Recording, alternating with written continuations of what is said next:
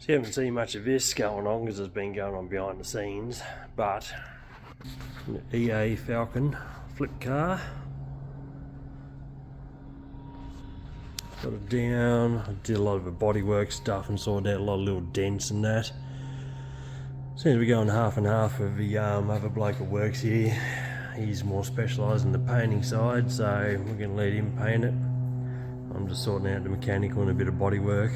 So yes, she's pretty much all getting ready. I think he was planning on painting it tomorrow maybe.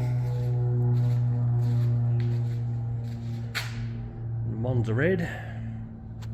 So looking forward to seeing that come up.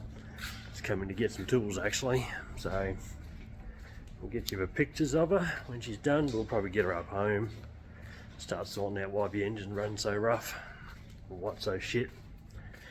But stay tuned for that one.